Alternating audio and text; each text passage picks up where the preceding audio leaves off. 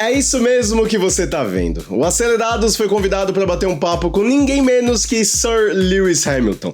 E é isso que você vai assistir agora. O papo foi rápido, é verdade, mas ele revelou algumas coisas boas, bem legais, inclusive um certo gosto musical bem brasileiro e um pouco da sua adaptação na Ferrari. Bora curtir esse papo com o Hamilton. Hello, Lewis. Hi. Hello. It's really nice meeting you. And you? First of all, I'd just like to say that it's a real honor for us to be here because Acelerados, which is our YouTube channel, TV show as well, we have a long history with motorsports. Actually, one of our co-founders and host is Rubens Barrichello, so we have a history with Ferrari as well. Yeah. We have already made videos with Leclerc as well, so it's a real privilege to be here with you. Thank you for your time. No, my pleasure.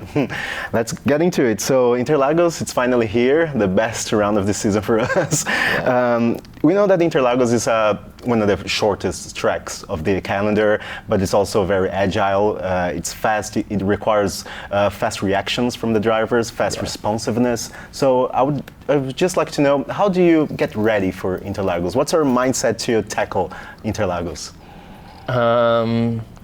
Samba. I was gonna ask you that. You have to get used to the sound of the drums here. Yeah. You know, it's like, I think when you're driving, it's really like it's like a heartbeat. It's like a rhythm. Whether it's the drum, you know, like you have to get into flow quite quick at a track like this, and just you're experiencing the colors. You can see the fans or the flags flying. It's really an amazing experience. And I mean, when I touch the track every time, I just always think of growing up watching Ayrton. It's like I have flashbacks of the little kid just sitting on the carpet watching the TV and watching the videos that I used to have of Ayrton and dreaming of that. And then it's really very surreal to then be doing it. Yeah, I imagine it's a place with a very special memories for you. You won a championship here last year with Ayrton's car, and 2021 when you have the flag. So I'm sure it's very emotional for you. So, but you touched Samba. I would just like to ask: is there any like pre-race rituals? I mean, do you actually do this kind of superstitious stuff? No, I'm not superstitious. I wish I knew how to Samba. Yeah. I got to learn Portuguese first. We can send you a playlist. Yeah. But I love Bali funk. I love Brazilian music. Okay. Yeah. So yeah, you know me when I come here. I'm always listening to music before the race because it's so noisy. There's other races going on. There's a lot of people. There's so much work going on, and you can really get distracted if you're not careful. So I guess a bit like a horse that has the blinkers. I have my headphones on and I'm listening to music, which calms me. Yeah, and you, as a person, you are very well known to be like a powerful person, very thoughtful of your own mindfulness. And I would just like to touch about power. That is something. Is there something about it that you can bring from your racing experience that people don't understand actually? How important it is to deal with power in your everyday life, since you deal with it so often? And what do you mean with that power? Just like power to concentrate, power to focus on your objectives and not get this distraction that you just described. Yeah, I think. I'm very, very fortunate that I had the mindset I have. I mean, to get to drive when I was really, really young, and that was probably a period of time when my brain was still forming.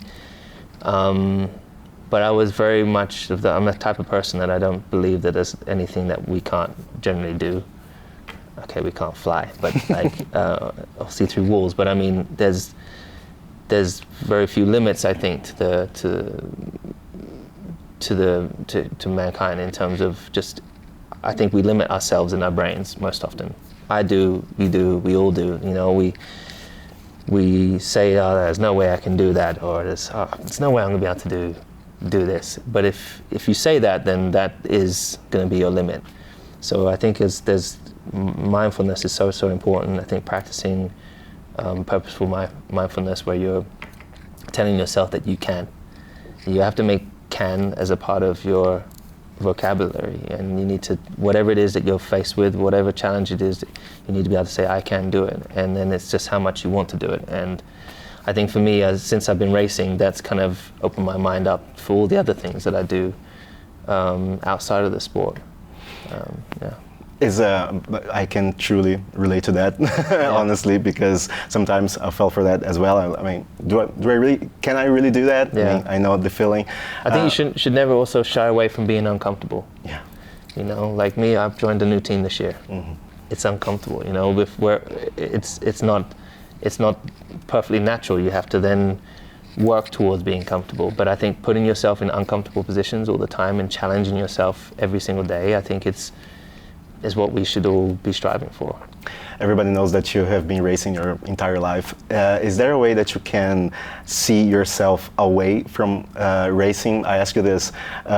Is there any lessons that you can pick from your personal life, from your daily life, not the Lewis Hamilton racing driver, that you can actually use it to empower yourself in your racing driver? Like, can you separate these two personas? Yeah, definitely. I mean, it's like two different characters, you know. When I'm at the racetrack, I'm in an environment where you have to be really guarded and protected, and then in my personal life, you can have lots of fun and be very creative and interact with people in a different way.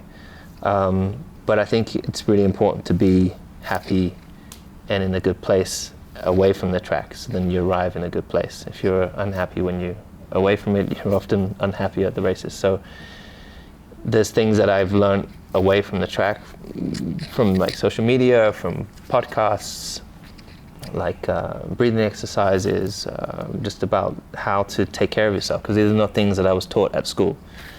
I don't think there's actually anything that I learned at school that has benefited me in racing. Can apply. Yeah, that I can apply. There was literally nothing that, and I think that's ultimately probably a problem with some of the education system. It doesn't necessarily prepare you for life. In terms of how to handle the mental pressures. You know, mental health is such a huge issue around the world, and I, for one, also been massively challenged in that area. So learning new tools along the way, away from the race, has enabled me to arrive better prepared, better equipped, more able to deal with the pressures, the incoming assault or negativity, and then turning that into positivity and channeling that into something that I love, into racing. Yeah, that's the real challenge. Yeah. To transform something negative into power for you. Yeah, having something to be able to focus on, that's the privilege, how lucky I am to be racing. I think everyone needs to find a balance in life, but if you can find something that you're passionate about, take all this energy and focus onto something. It could be boxing, it could be a sport, it could be what you're studying. I think that's what we need to encourage lots of kids to be doing.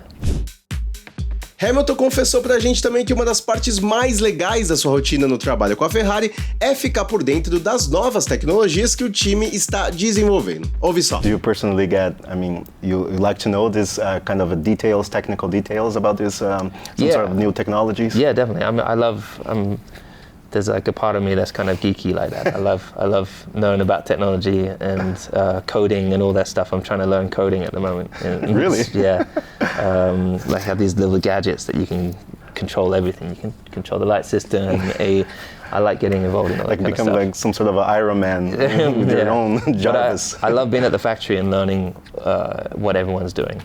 Working through CAD drawings, aerodynamics, vehicle dynamics. I think it's fascinating for me. That's probably like the most fascinating part. And you come to the race and you have to do the work and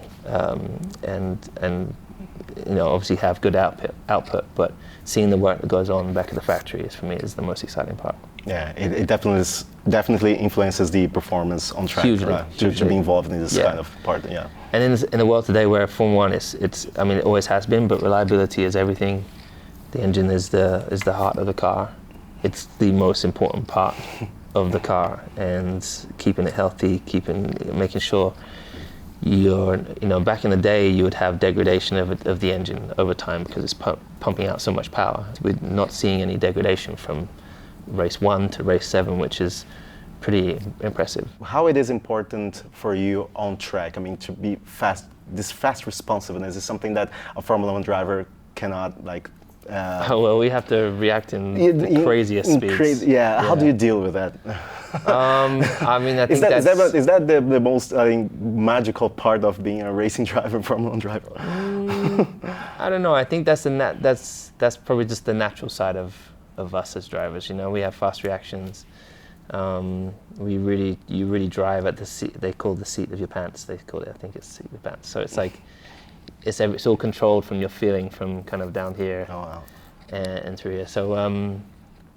But being able to react fast and we'll be able to respond fast. I mean, it also like from race to race, sometimes it's back-to-back races, sometimes you have a week in between, but in between those races, being able to respond to what we've learned that weekend, the millions of bytes of data that's taken, gigabytes of data that's taken every weekend, downloaded, and then we need to churn through that and develop, make sure we make changes. There's constant changes, but each weekend, as we continue to develop the lubricants and fuels. I mean, we all need to be responding and even to my engineers that are on the wall, they're like, time is ticking always. Yeah, I know. It's another level. So I think just to wrap this up, I would like for you to say, is there any message that you want to leave us, the Brazilian fans? Oh, yeah. Oi. Excellent. I need to learn some Portuguese, but my love to everyone in Brazil. I'm so grateful to be an honorary citizen, and I love this place and I love the people here. So I'm grateful to be here. I hope you'll see a bit of a resemblance of Ayrton with the yellow helmet in a Ferrari this weekend, and I hope that I can continue to hopefully I can make you proud. So that's what I'm gonna be working on. So obrigado. Obrigado to you, my friend. Thank you so much. Pleasure. Thank you, guys.